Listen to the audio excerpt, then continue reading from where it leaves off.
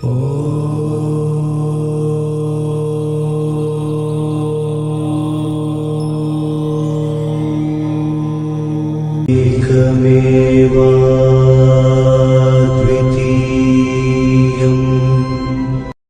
to Takshisala Gurukul channel. If you haven't subscribed to our channel yet, please subscribe immediately, press the bell button and write your comments and feedback. Share with your friends as much as possible.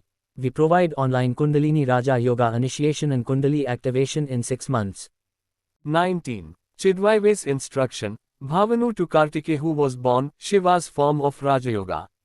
Explained and told Chidvaive's Lakshmana, Shanmukha, the head of Parashiva, decided to explain Chidvaives, the first of the 4 Rajayoga limbs.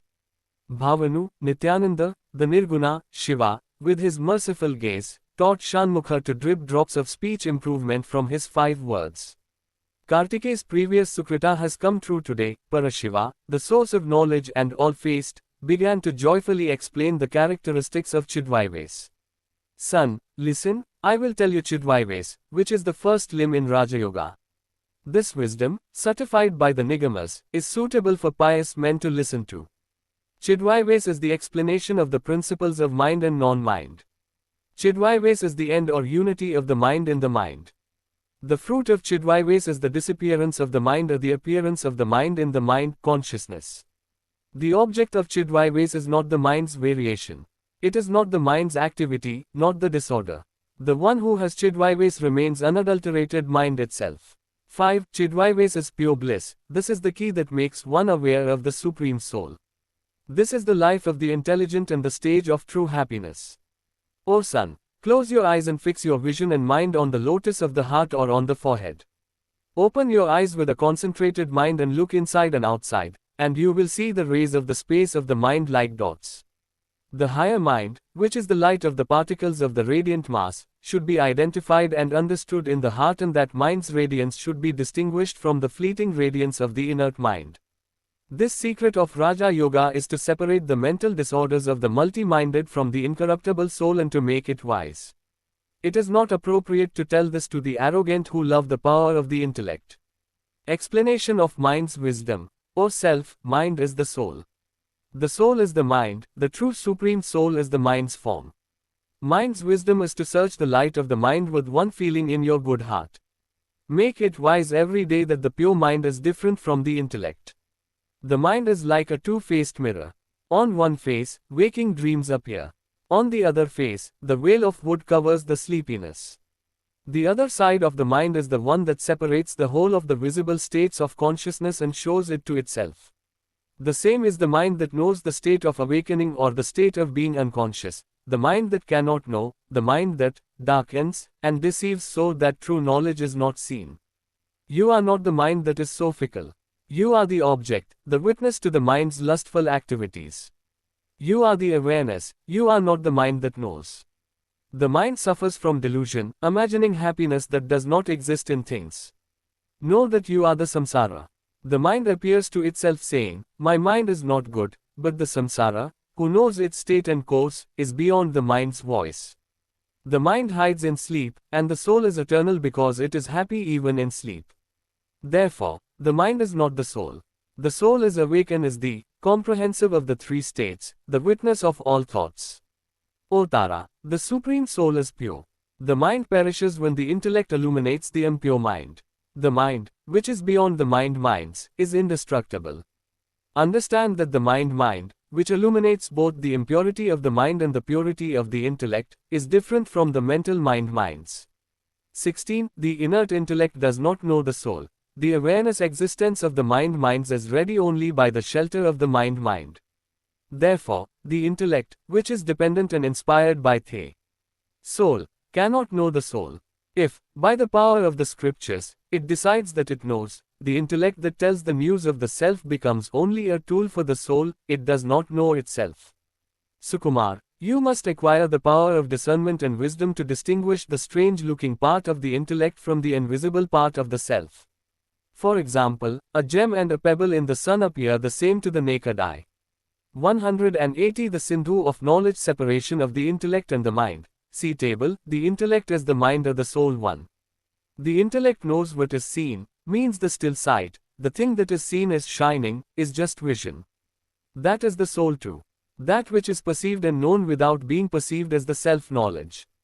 3. That which is visible to the senses, that which is objectified, is the quality of vision. It is invisible to the mind, it does not objectify itself, that is, it is non-objective. 4. The knowledge of the moment that appears and disappears, the joy of the moment that is not apparent, the joy of the knowledge that is not apparent. 5. The opposite, that is, the two states of being seen and not sleeping. The application or the remembrance is awake in all states. The soul has no states. 6. Suffering from the delusions of sorrow. The impermanent object as the cause of sorrow. 7. Sorrowful by the meditation of things. Always happy without the objects.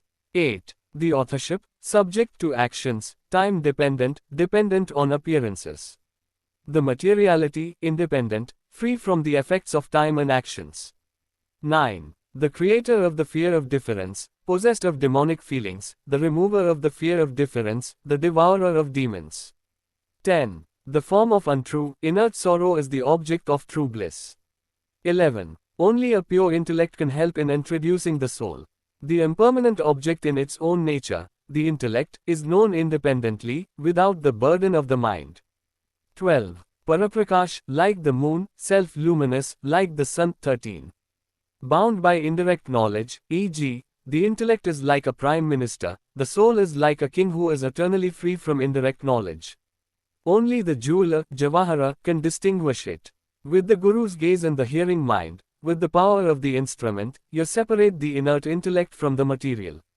You are the God of knowledge, who can know without the burden of the mind. You are the soul that is the witness to all intellects. In the mirror, like the true face, in the pure intellect, the witness, the self-revealed, shines and sets its business, revives it. Just as a person who wakes up from sleep and walks around a wall, borrowing knowledge from the soul, hesitates, and stumbles for a moment, without reaching the seat of the mind-spirit in the midst of the illumination of things. Know that you are not the mind that, convinced that there is happiness in things that are not happiness, and exhausted by the illusion of happiness in waking dreams, walks in sleep and enjoys momentary bliss. O cave, if you ask how the mind that arises in you and dissolves in you can be a means of knowing your true nature, I will tell you with a parable. Listen, like a mirror for seeing your own face, the pure intellect is useful for knowing yourself. When it is said that the eye illuminates the eye, you should know that the mind-spirit in the eye illuminates the eye and the image of the eye. Even if the intellect called the bud as dull and the life that shines there is dull, the image of the bud reveals all the beauty of the true face. When the solid, conscious self shines in a pure intellect, just as the sun shines with the light of the sun, the self should be known by the self-illumination of the soul.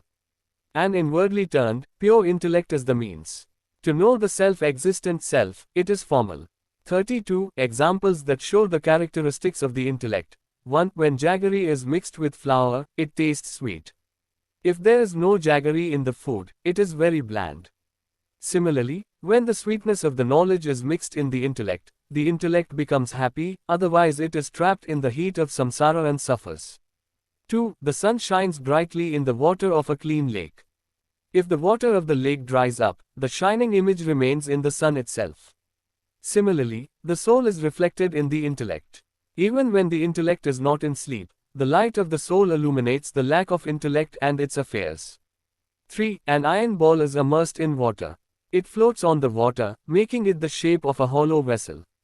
Similarly, the intellect, which is subject to hesitation, expansion, speculation, and many habits from moment to moment, becomes sluggish and drowns in sorrow. When the intellect becomes aware of the self through the association of the Guru and the Shastras, it becomes lightened from the form of the soul and experiences the bliss of the soul. When the intellect has memories of external things, it becomes attached to the world and becomes attached. Is the innocent statement that I am attached to the soul, not to the intellect. Know that the pure, attached soul is eternally free. 4. Just as milk contains cream, and bananas ripen to give them their taste, the mind that is inert to the causes of action, the mind that is inert to the soul, is happy. Therefore, only if the intelligent beings firmly establish the bright mind in the mind, can they attain the unalloyed union. 44. Listen, O hero, because the mind has no self-reflection, it becomes bound in the cruel world. The liberated, or self-realized, person is like the bound among the bound, like the free among the free, like the indulgent among the indulgent, like the yogi among the yogis. But the sinful virtues of the mind, the 9 qualities of passion and hatred, do not adorn the self-realized person. Just as the vibrations of water are not like the sun shining on water, the good and bad things of a foolish mind are not witnessed, O Bala. In the body is the soul, in the soul is the mind, in the mind is life, the life-giver is Shiva. The soul is the witness of Shiva, the soul is the one who plays the joli. The soul, who is the one who renounces himself, cannot be found in the artificial sorrows and delusions of the intellect. 47. Knowledge and knowledge are not the religion of the intellect, the religion of the soul, but is bound by the evil intellect of Maya. When ignorance is destroyed by knowing oneself, he feels free. For example, a seedling and a tree grow in the same soil. The tree prevents the seedling from growing. When a farmer cultivates the field, the tree dies and the tree grows. Similarly, a dirty mind destroys the intellect in one karana. As soon as the mind's filthiness, which is called garbage, is cleansed by satsang, the intellect becomes very happy. 50. Characteristics of the Chanmitra object. O Chidananda, you consider ignorance as life, and knowledge is God when mixed with it. In the pure Chanmitra object, both knowledge and knowledge are a mixture. Therefore, you are not life, Isha, the formless Rudra, Indra, or the deity. You are not a physical object, you are Chanmitra. It has no limbs. The visible living world, body, and gods are all the radiance of that Chidvastu. All the principles, good and bad deeds, and liberation from bondage are all the same image. Look at such a Chidvastu within yourself, and then you will experience the Chidvastu shining with the rays of happiness in your inner vision. Just as a jewel is tied to a knot of consciousness and the layers of consciousness are untied one by one, and this jewel becomes visible to the eye, so when the soul in the body is obscured by the inanimate objects, the 5 sheaths, the yogi, having completely focused the brilliance of the mind shining from the object form in his gentle heart, recognizes and sees the golden radiance that is unique in appearance. Let me give you an example to illustrate the wisdom of the mind. 1. If a pearl is lying in a heap and the dust covering it is not removed, the pearl cannot be seen by the eye.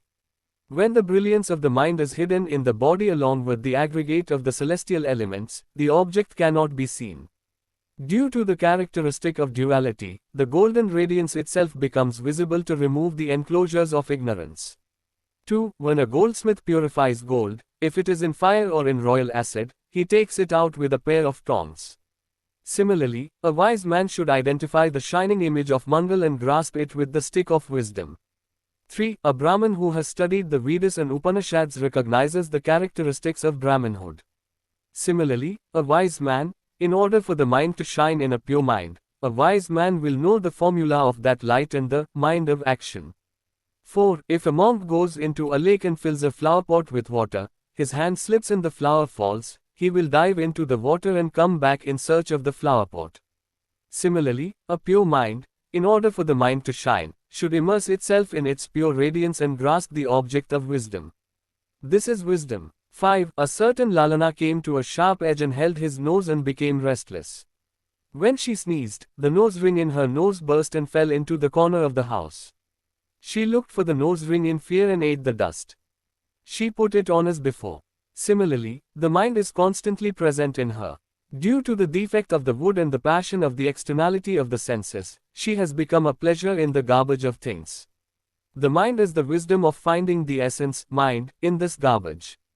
The wisdom of the soul is the formula for obtaining the bliss of the soul, which is to understand that the joy of life that shines in the sattvic, introverted, profession yoga to achieve the goal of the state is the reflection of the mind. 62. Kernel characteristics of the Raja Yoga vision. Listen, Kartikeya, this Raja Yoga vision is not a mask of drama. I will tell you the characteristics of the look, vision or goal that leads to the achievement of Raja Yoga. The vision of a meditating yogi is successively white, blood, yellow and blue in the Krita, Treta, Dwapara and Kali Yugas. One should continuously identify this color and achieve the goal of being Brahman with intelligence. This is the external goal of the yogi, and I will call it the internal goal. When the Tripuras were built to destroy the Puras and torment the gods, Parasiva made the earth his chariot, Mount Meru his bow, Vishnu his arrow, Brahma his charioteer, and the sun and moon his wheels, and fought for 10,000 years and burned the Tripuras. Since the Asuras received the boon of being destroyed only when the rotation of the Tripuras stopped, i.e. once every 1,000 years, Tripurahara was staring at that time with boredom. In this example, day and night, the yogi, turning inward, without moving the three states of being, burns the life-giving essence of the threefold life in the samadhi, with the supreme focus. In the inner focus, there is animish vision. That is, the yogi contemplates the Guru Guheshwara in his heart, without closing or opening the eyelids of his eyes. Just as a woman in beautiful attire catches the eye of a lustful man, who stands there with his mouth open, the light of the soul shines in the heart, and the yogi, without closing his eyes, sees it and is suspended in true happiness. This is the inner vision or inner focus. The incidents of the inner vision. This yoga practice should not be told to a dying devotee. Only a hero of sacrifice can achieve this and become free from life. O son of a tree, it is not appropriate to tell this to a crybaby and to arrogant yogis. A wise ascetic has no reason to say many days. Fig. 1. Just as he has forgotten his friend, and when he accidentally comes home, he remembers his acquaintance, or Fig. 2. Like a doctor who finds medicinal herbs in the forest and wraps the plant around his leg, so the Rajayogi finds the desired Shiva herb in his heart and meditates on it with joy. This is the inner goal. Fig. 3. When someone wants to show the moon to someone on the street, he says, "Look at the top of that tree, the moon will be visible in the sky," and then he neutralizes his vision and shows the moon. Similarly, when the rays of various celestial bodies appear within the heart of an introvert, he penetrates them and sees only Parasiva, who is beyond the weeds. Fig. 4. When a king's chariot sets out, if an unknown person asks, "Is he in the palace?" he says, "Look here," and shows him the king from a distance. Or, Fig. 5. When a buried treasure is not visible to the eye, he puts Anjana in his palm and looks at the treasure.